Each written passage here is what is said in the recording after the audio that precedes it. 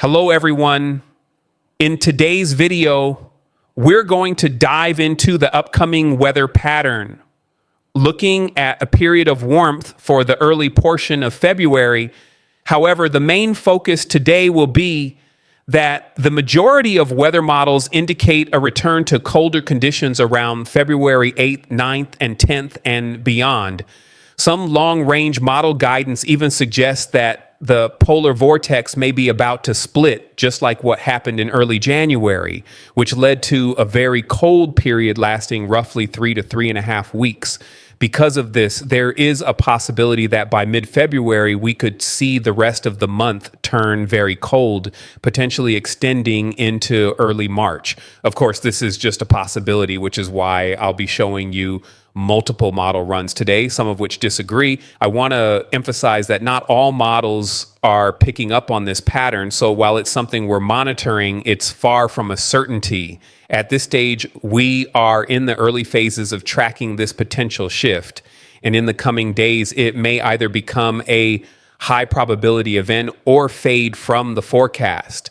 This pattern shift could also lead to significant snowfall, as seen in some of the model projections. If the cold materializes, it could result in major snowstorms. So let's analyze the latest data, starting with the 6 to 10 day temperature outlook from the National Weather Service for February 4th through 8th.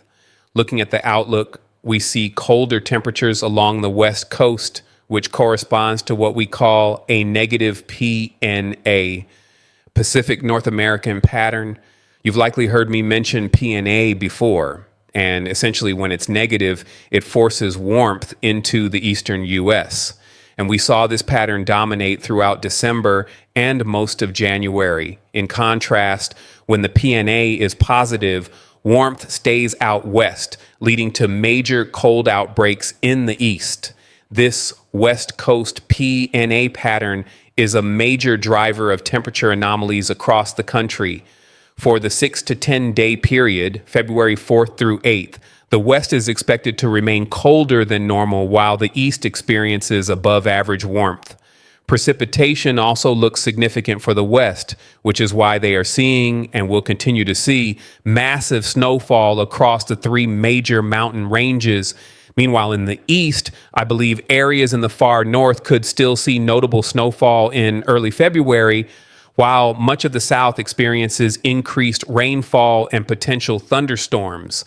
Now, shifting to the 8 to 14 day temperature outlook, valid as of January 29th, we see that the cold persists in the west, spreading further into the Midwest and plains. Due to this ongoing negative PNA pattern, warmth continues for the East Coast and much of the South Central U.S.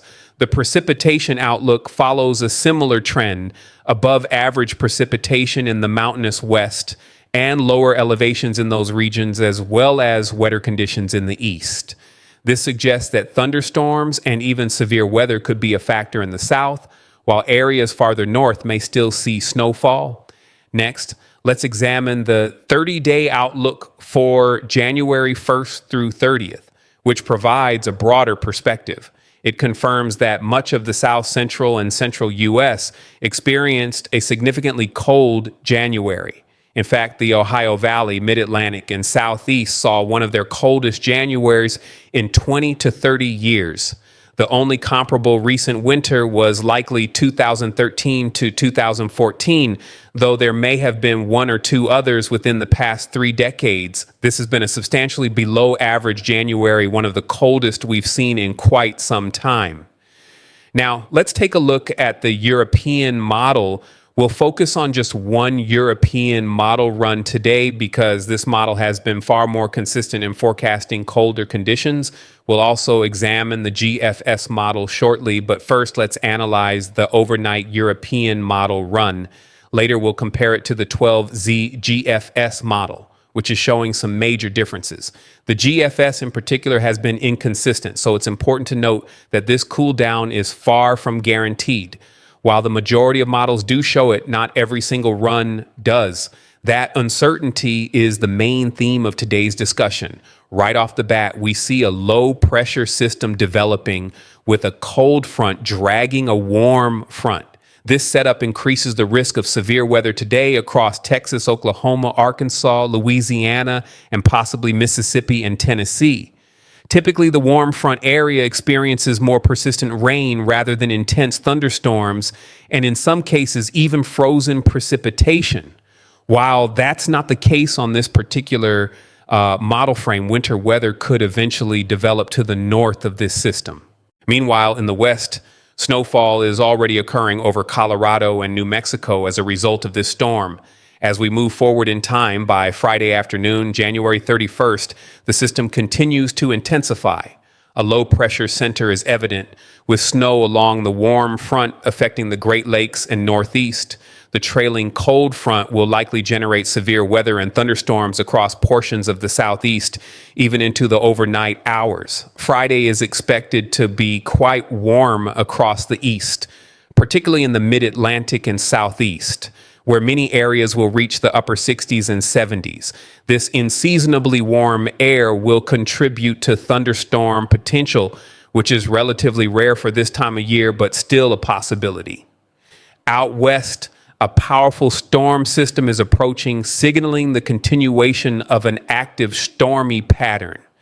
Heavy snowfall and widespread rainfall will be persistent in the coming days, making dry periods harder to come by. As we transition into February, we'll continue to track these evolving patterns to determine whether the cold air truly takes hold for the latter half of the month. We continue to see snowfall and rainfall out west. This storm system has moved offshore, leaving behind a pattern that isn't particularly warm, as a backdoor cold front has moved through in its wake. However, if you've been following my previous videos, you'll know that we are going to see temperatures fluctuate repeatedly in the coming days. As we move towards Sunday, February 2nd, the original low pressure system that moved onto the West Coast is now bringing scattered snow showers to eastern Canada, the Great Lakes, and even parts of the Northeast. This is more of a minor snow event.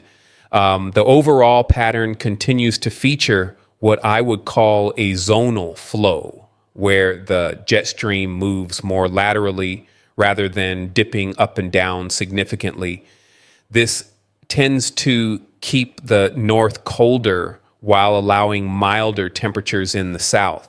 You might assume this is an average pattern, but in reality, this type of jet stream configuration is somewhat uncommon. While it does happen occasionally, it is not the most standard jet stream setup. Overnight Sunday into Monday, we see heavier snowfall developing for parts of the Northeast, with a moderate band of snow moving into New York, Vermont, New Hampshire, and Maine. Meanwhile, out west, our second storm system continues to bring snowfall and rainfall depending on your location. By Monday, February 3rd, the low pressure system in the west is still active, producing snow and rain. In the east, we see another warm push developing, leading to above average temperatures for Monday. Moving into Tuesday, February 4th, the pattern remains largely the same, though we begin to see isolated thunderstorms forming in the deep south. This developing system will eventually strengthen, bringing another round of potential severe weather and widespread storm activity. By Wednesday, this storminess continues, with warmer air spreading northward. We may see isolated thunderstorms as far north as Indiana, Illinois, and Kentucky. However, the intensity of these storms will depend on actual temperatures at the time. Since we're looking 5 days out, a difference of just 5 degrees could impact storm development. If temperatures trend cooler, the risk may diminish. But if they remain on par with current projections, some isolated thunderstorms could occur in those northern areas. The highest threat for severe weather, however, will likely be in Texas, Louisiana, Arkansas, and Oklahoma. Meanwhile, in the west, we see another set of low pressure systems bringing ongoing rainfall and snowfall to the mountainous regions. By Thursday, February 6th, the low pressure system in the central U.S. becomes more organized. Isolated thunderstorms continue underneath, and a well-defined warm front pushes eastward, reinforcing the warming trend. Snowfall is expected for the upper Midwest and eastern Canada. At this point, we don't see a strong cold front, but in the hours that follow, one does begin to develop. A boundary forms between the warm and cold air masses, trailing behind the low pressure system. Given the moisture and warmth reaching deep into the mid-Atlantic and Ohio Valley from the Gulf, combined with an incoming push of Arctic air, this setup could lead to an active weather pattern. While we are still a bit far out to say with certainty, this system appears to have the potential for some impactful weather, possibly even severe thunderstorms in some areas. For the West, this is one of the quieter forecast frames we've seen, though snowfall continues in the mountain ranges. By Friday afternoon, February 7th, we still see scattered snowfall out west, and temperatures remain quite cold. The jet stream clearly shows a trough in the west and a ridge in the east. Thunderstorms will likely continue developing in the warm corridor, with showers extending further north. By Saturday, February 8th, we finally see the colder air making a push eastward. At the same time, warmth begins to build in the southwest, forcing the cold air to shift eastward. A weak low-pressure system develops, bringing light snowfall to the Ohio Valley, mid-Atlantic, and southern New England. If you've been enjoying the mild weather, be sure to savor it while it lasts, because a cold front is on the move. Looking ahead to next week, temperatures will start to rise again, particularly across the southern half of the country. This warm-up is expected to be more sustained, leading to mild or even above average temperatures in some areas. However, don't get too comfortable. Warmer air also means the return of thunderstorms. The combination of warm, moist air in the lower atmosphere and cooler air aloft will create ideal conditions for thunderstorm development. As a result, the risk for severe weather will remain high across much of the country. Out west, the weather is also set to become more active as Pacific storm systems move inland. Moisture pushing in from the Pacific will bring rainfall to California, Oregon, and Washington, with higher elevations receiving snow. The storm track is expected to favor the Pacific Northwest, where heavy rain and mountain snow will be most prevalent. Some of these systems will push further inland, bringing precipitation to the Rockies and Great Basin, creating a snowy and wet forecast for those areas. Back in the central U.S., conditions will remain dynamic with more rounds of severe thunderstorms expected, particularly along and ahead of approaching cold fronts. These storms may be brief but intense, bringing strong winds, heavy rain, and frequent lightning. As these conditions are expected to develop again next week, it's important to stay prepared, especially in areas prone to severe weather. In the Caribbean, conditions will remain fairly mild with scattered showers over the next few days. We'll be keeping an eye on any weak frontal systems that could impact the region, but for now, most areas will stay dry.